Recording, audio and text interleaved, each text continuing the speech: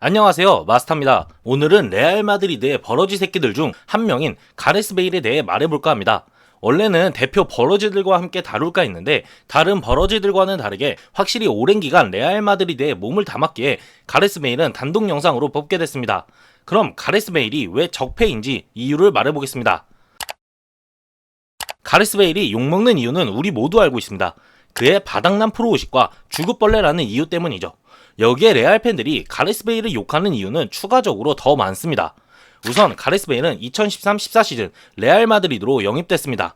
당시 이적료는 8,530만 파운드, 유로로는 1억 유로가 넘어가는 금액이었습니다. 당시 호날두의 이적료를 뛰어넘음과 동시에 레알 마드리드 클럽 레코드를 기록했고 세계 최고 이적료라는 타이틀로 레알 마드리드에 합류했습니다. 그도 그럴 것이 베일 하이라이트만 봐도 알 수 있습니다. 큰 키에 개쩌는 속도, 지리는 빠따력, 그야말로 호날두의 재림이었습니다. 레알 마드리드 팬들 사이에서도 호날두의 뒤를 잇는 새로운 에이스의 등장에 이적료에 경악하긴 했지만 베일의 영입을 굉장히 좋아했습니다. 레알 마드리드로 합류한 가레스 베일은 챔피언스 리그 결승 지리는 세탁골로 13-14 시즌 챔피언스 리그 우승인 라데시마 달성에 기여했습니다. 맞습니다. 가레스 베일이 처음부터 본색을 드러낸 건 아니었습니다. 초반에는 호동생을 자처하며 호날두와 똑같은 패션 센스, 머리로 훈련장에 나타났습니다. 그리고 BBC 라인을 구축해 13-14 시즌 그야말로 막강한 공격력을 보여줬습니다. BBC의 공격력이 정말 잘 드러나는 경기가 샬케와의 챔피언스 리그 16강전입니다. 그야말로 두들겨 팼습니다. 여담으로 바이언전은 호렌지 카라멜이 나왔던 시즌이기도 했습니다. 암튼 가레스 베일은 첫 시즌에 레알 마드리드에서 잠수타던 경기도 스찌질한 경기도 있었지만 확실히 팬들에게 눈도장을 찍었습니다. 그렇게 다음 시즌이었던 14-15 시즌부터 이 적폐 새끼가 슬슬 본색을 드러내기 시작했습니다. 당시 4-3-3 구조에서 오른쪽 윙에서 뛰던 베일은 자신의 포지션에 대한 불만을 드러내기 시작했고 자신의 양아버지와 같은 페레즈에게 엉겨붙어 엄프를 시작했습니다. 그리고 슬슬 수비적으로 현재 비니시우스, 은바페가 고열을 빨듯이 베일도 고열을 빨며 공격에 집중하기 시작했습니다. 이것 때문에 카시아스에게 쿠사리를 먹기도 했습니다. 그러다가 2014-15 시즌 리가 17라운드 발렌시아전 결정적인 찬스에서 슈팅도 안하고 내주지도 않고 뛰어가다가 득점 찬스를 놓치는 일이 있었습니다. 그냥 있을 수 있는 일이었고 왼발잡이 베일이 슈팅을 하고자 했다면 팝포스트를 노렸어야 했는데 자세상 쉽지 않았고 오른발로 내주기엔 오른발을 잘 못쓰기도 하고 타이밍도 놓친 부분이 있었습니다. 그냥 아쉬운 찬스였습니다. 경기가 끝나고 그냥 아쉬웠던 찬스였다. 다음에는 득점으로 보답하겠다는 인터뷰만 쌓아도 괜찮았던 장면이었습니다. 문제는 이 경기 가레스 베일이 교체가 됐는데 이 교체에 대해서 베일이 짜증났는지 페레즈에게 찔렀고 안첼로티는 베일의 교체에 대해 페레즈와 면담을 했다고 밝혔습니다. 그리고 페레즈는 안첼로티에게 베일을 빼는 것은 나를 공격하는 것이다 라고 밝히며 베일과 페레즈의 정신나간 양아버지 양아들 콜라보레이션이 시작됩니다. 이후부턴 적폐 새끼가 증명하고 싶었는지 미친 탐욕을 보여주기 시작했습니다. 그런데 슈팅력에 큰 주목을 받았다고 하지만 베일이 호날두만큼 미친 골결은 아닌지라 놓치는 모습을 보여주며 레알 마드리드 팬들 눈을 썩게 만들었습니다. 그리고 당시 14-15 시즌 모드리치의 부상만 아니었어도 트래블을 했던 바르셀로나에게 리가 우승 정도는 비빌 수 있었던 시기였습니다. 모드리치가 돌아왔을 때 사실상 안첼로티의 4-4-2가 먹혀 들어간 경기가 많았습니다. 여기에 베일은 제외됐기에 베일에 대한 여러 이적 기사가 많이 올라오던 시기이기도 했습니다. 이런 시기 페레즈를 양아버지로 하고 양아들로 탄생한 베일은 안첼로티가 안 쓸 수는 없었고 리가 28라운드 리가 우승 행방에 중요했던 엘클라시코에서 네이마르가 경기를 터뜨리고 다닐 때 적폐 새끼는 똥같은 경기력을 보여주며 팬들의 위협을 받기도 했습니다. 이후 부상당해서 시원하게 쉬다가 챔피언스리그 4강 유벤투스전 안첼로티가 선발 출전시킵니다.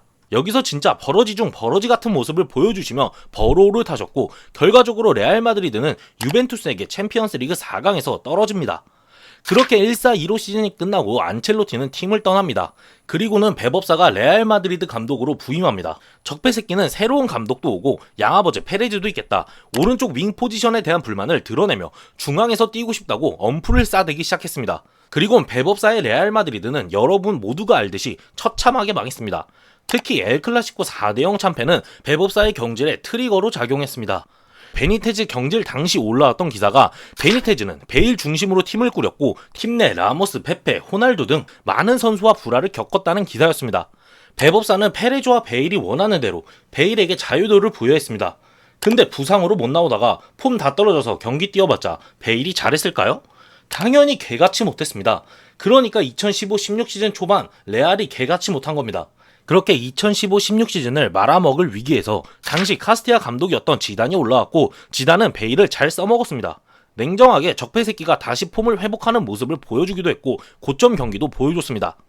솔직하게 13-14 시즌 성공적이었던 모습, 14-15 시즌 부진의 모습, 15-16 시즌 초반에 벌어졌다가 지단 부임 이후 살아나면서 당시 호날두가 부상으로 컨디션이 정상적이지 않을 때 베일은 잘했습니다. 즉 13-14 성공, 14-15 꼬라박, 15-16 성공을 종합하면 평균적으로는 이적 이후 베일은 평균값을 보여줬습니다. 그리고 어쨌든 마지막이 좋았기에 15-16 시즌 적폐 새끼에 대한 호감도가 많이 상승했습니다.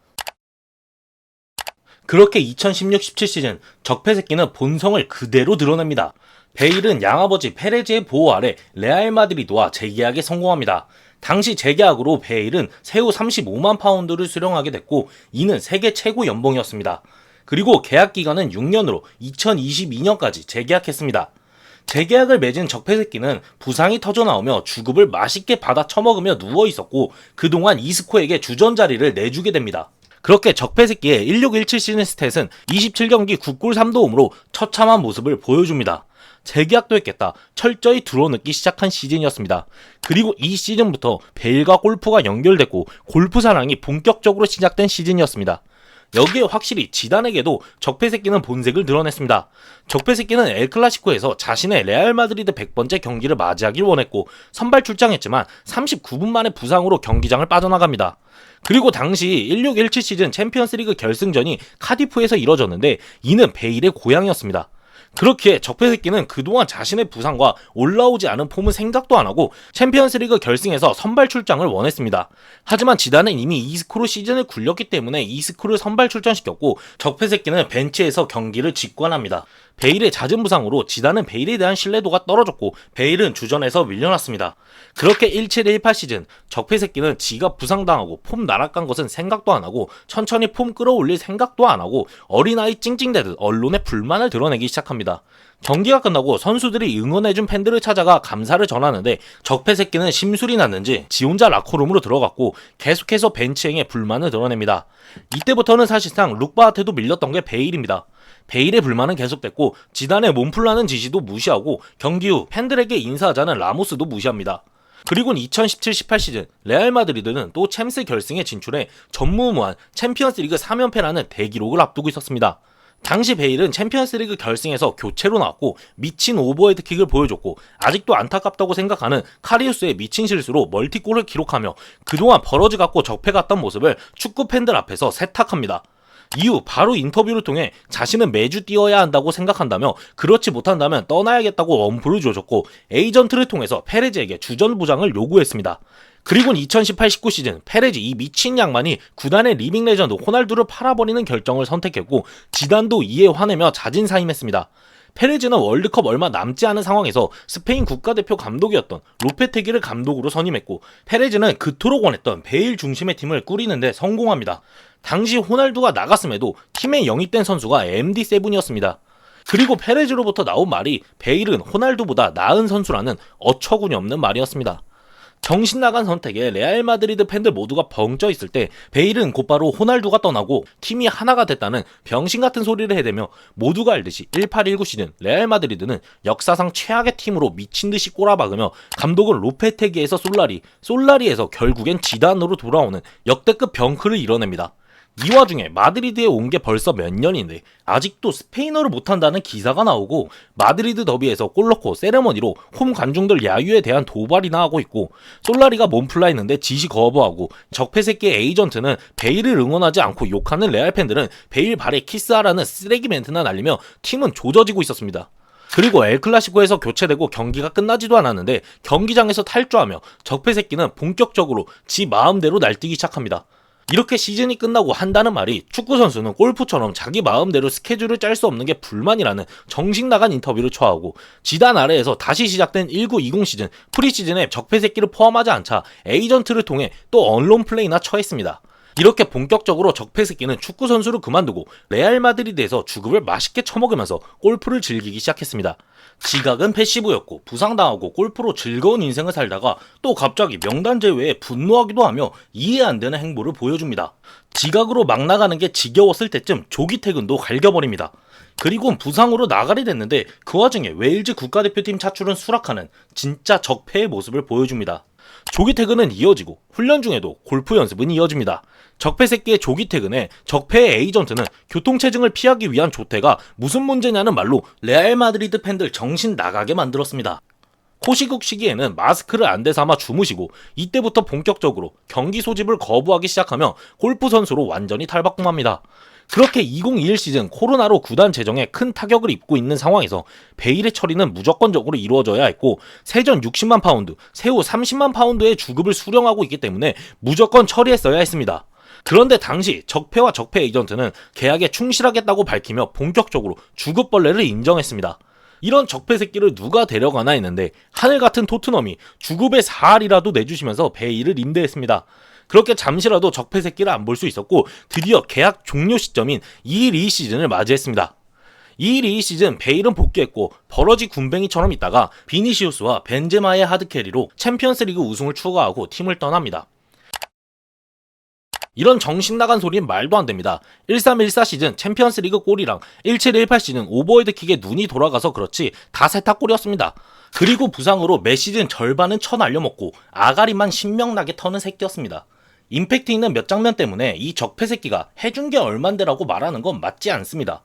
그냥 원기옥 쏜 겁니다. 시즌마다 베일이 미친 영향력 까고 말해서 13-14 시즌은 디마리아가 미쳤었고 14-15 시즌은 모드리치가 떠오르는 시즌으로 적폐 새끼는 버러지였습니다. 15-16 시즌은 지단 부임 이후 크카모가 구축되며 영향력을 보여준 시즌이었고 16-17 시즌부터는 베일은 적폐, 버러지 그 자체였습니다. 아무리 베일이 좋아도 진심으로 좋게 평가할 수 있는 구간이 16-17 전반기까지입니다.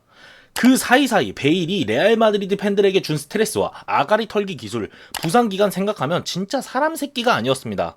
해준 게 얼만데? 적폐 새끼는 해준 게 없습니다. 레알 마드리드 버러지 중 1황인 적폐 새끼에 대해 먼저 다뤄봤습니다. 아직 버러지들은 많이 남아있습니다. 이든 해저드도 남았고 세르비아 불륜남의 우승 토템 다닐로도 있습니다. 이번 영상은 여기서 마치겠습니다. 그럼 좋은 하루 보내시길 바랍니다. 바모스 마드리드!